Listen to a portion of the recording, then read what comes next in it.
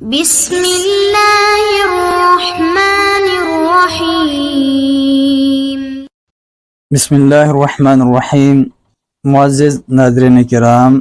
آج کا ہمارا موضوع ہے بینکنگ کی اسلامی صورت اور اس کا طریقہ کار، حصہ دوم۔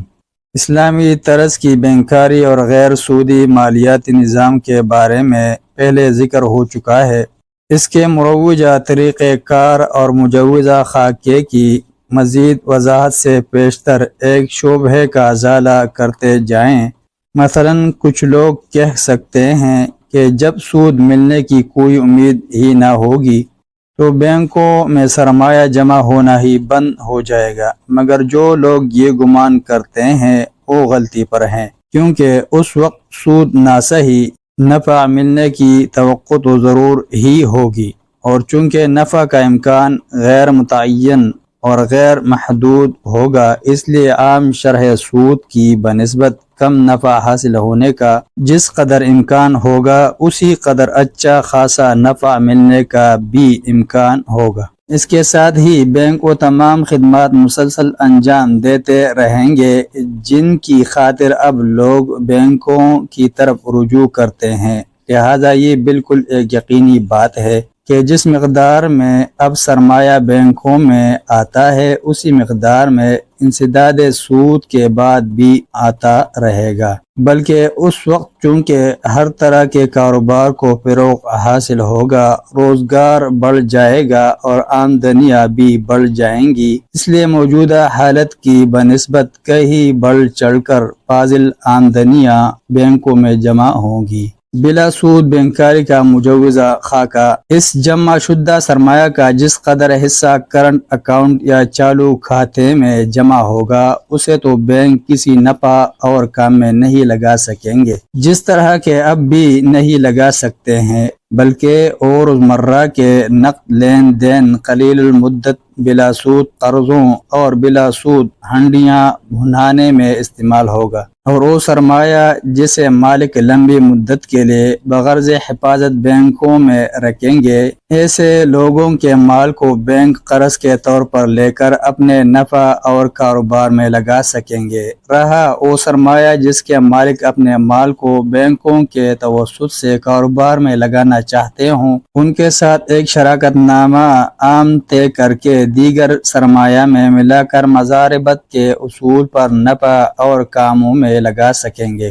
اس سے بحیثیت مجموعی دو عظیم الشان فائدے ہوں گے۔ ایک یہ کہ ساہوکار کا مفاد کاروبار کے مفاد کے ساتھ وابستہ ہو جائے گا، اس لیے کاروبار کی ضرورت کے مطابق سرمایہ اس کی پشتبانی کرتا رہے گا، اور وہ اسباب قریب قریب ختم ہو جائیں گے جن کی بنیاد پر موجودہ سود خور کو دنیا میں کساد بازاری کے دورے پڑا کرتے ہیں۔ دوسرے یہ کہ ساہوکار کی مالیاتی بصیرت اور کاروباری لوگوں کی تجارتی و صنعتی بصیرت جو آج کل باہم نفرت آزمائی کرتی رہتی ہیں، اس وقت ایک دوسرے کے ساتھ تعاون کریں گی، اور یہ سب ہی کے لیے مفید ہوگا۔ پھر جو منافع جات ان ذرائع سے بینکوں کو حاصل ہوں گے، ان کو وہ اپنے انتظامی مصارف نکالنے کے بعد ایک مقررہ تناسب کے مطابق اپنے حصہ داروں اور کھاتہ داروں میں تقسیم کر دیں گے، جیسا کہ اسلامک انویسٹمنٹ کمپنی الشرکۃ الاسلامیہ للاستثمار جو 4 عرب ممالک امارات، قطر، بحرین، سعودیہ میں 20 برانچوں کے ساتھ کام کر رہی ہے، انہوں نے انتظامی مصارف کے بارے میں اپنے تعارفی ہینڈ بل میں وضاحت کی ہے کہ $1000 پر صرف $1 کے ماہانہ سے متجاوز نہیں لیے جائیں گے، تو یہ گویا 0.10% ماہانہ بنتے ہیں،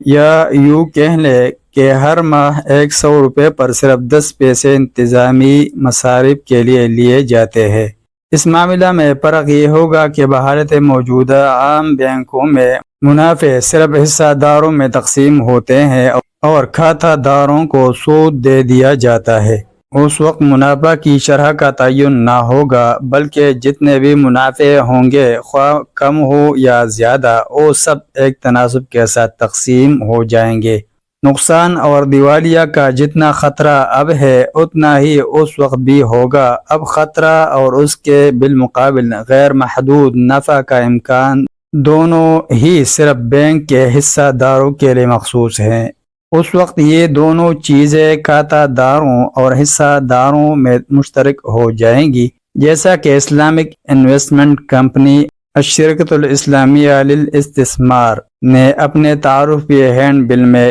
اس کی وضاحت کر دی ہے، اور اسلامی طریقہ کے عین مطابق کام ہو رہا ہے۔ باقی رہ گیا بینکنگ کا یہ نقصان کہ نفع کی کشش سے جو سرمایہ ان کے پاس اکٹھا ہوتا ہے اس کی مجتمع طاقت پر عملاً صرف چند ساہوکار قابض و متصرف ہوتے ہیں، تو اس کے تدارک کے لیے ہم کو یہ کرنا ہوگا کہ سینٹرل بینکنگ یا مرکزی ساہوکاری کا سارا کام بیت المال یا اسٹیٹ بینک خود اپنے ہاتھ میں رکھے، اور قوانین کے ذریعے سے تمام پرائیویٹ بینکوں پر حکومت کا اقتدار اور دخل و ضبط اس حد تک قائم کر دیا جائے گا کہ ساہوکار اپنی طاقت کا بے جا استعمال نہ کر سکے۔ غیر سودی مالیات کا یہ مجمل نقشہ دیکھنے کے بعد بھی اس شعبے کی کوئی گنجائش باقی رہ جاتی ہے کہ سود کا انسداد قابل عمل نہیں ہے۔ چند غلط فہمی اور ان کا ازالہ۔ فقہ اسلامی کے معروف اصطلاح مضاربت یا قراض کے اصولوں پر اسلامی طرز بینکاری جو کل تک صرف ایک سہانے خواب کی حیثیت رکھتی تھی،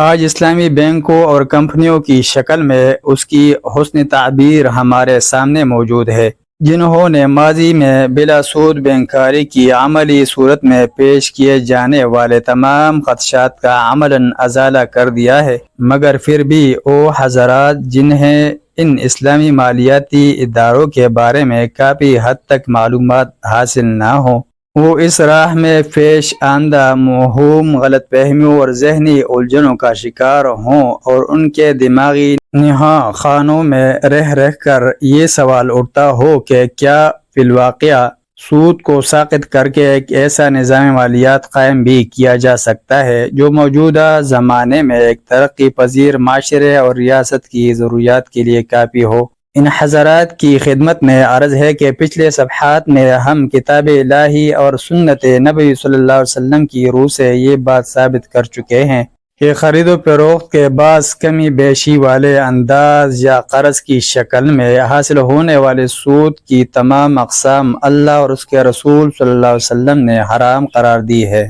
اور عقل کی روشنی میں بھی ثابت کیا جا چکا ہے کہ سود ایک غلط چیز اور بہت سی قباحتوں کا سرچشمہ ہے۔ جب نقلی اور عقلی حیثیت سے یہ بات پایا ثبوت کو پہنچ چکی ہے کہ سود حرام اور ناجائز ہے، تو اس کے بعد بھی کسی کا یہ پوچھنا کہ کیا اس کے بغیر کام چل سکتا ہے اور کیا یہ قابل عمل بھی ہے، دوسرے الفاظ میں یہ کہنا ہے کہ کیا خدا کی اس خدائی میں کوئی غلطی ناگزیر بھی ہے اور کوئی راستی ناقابل عمل بھی پائی جاتی ہے، یہ دراصل فطرت اور اس کے نظام کے خلاف عدم اعتماد کا اوٹ ہے، جس کا معنی یہ ہے کہ ہم ایک ایسے فاسد نظام کائنات میں سانس لے رہے ہیں جس میں ہماری حقیقی ضرورتیں غلطیوں سے وابستہ کر دی گئی ہیں، اور بعض بلائیوں کے دروازے جان بوجھ کر بند کر دیے گئے ہیں، یا اس سے بھی گزر کر یہ بات ہمیں اس نتیجے پر پہنچاتی ہے کہ فطرت خود اس قدر ٹیڑھی واقع ہوئی ہے کہ جو کچھ خود اس کے اپنے قوانین کی روح سے غلط ہے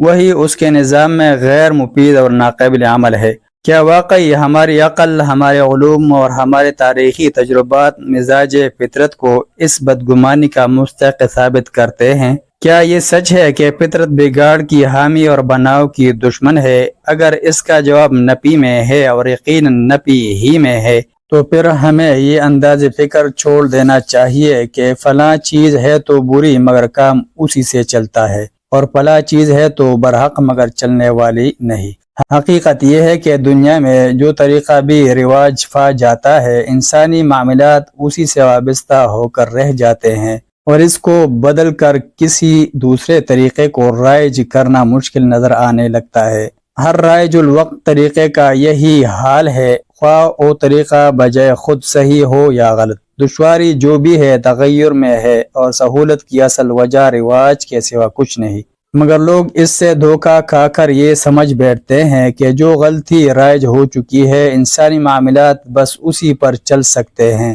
اس کے سوا دوسرا کوئی طریقہ قابل ہی نہیں ہے۔ اور اس معاملہ میں ایک غلط فہمی یہ ہے کہ لوگ تغیر کی دشواری کے اصل اسباب کو نہیں سمجھتے اور خواہ مخواہ تجویز تغیر کے سر پر ناقابل عمل ہونے کا الزام تھوپنے لگتے ہیں۔ آپ انسانی سعی کے امکانات کا بہت ہی غلط اندازہ لگائیں گے اگر رائج الوقت نظام کے خلاف کسی بھی تجویز کو ناقابل عمل سمجھیں گے۔ جس دنیا میں انفرادی ملکیت کی تنسیخ اور اجتماعی ملکیت کی ترویج جیسی انتہائی انقلاب انگیز تجویز تک عمل میں لا کر دکھا دی گئی ہوں، وہاں یہ کہنا کس قدر لغو ہے کہ سود کی تنسیخ اور زکوٰۃ کی تنظیم جیسی معتدل تجویزیں قابل عمل نہیں ہے۔ اللہ تعالیٰ نور بصیرت سے نوازے، آمین۔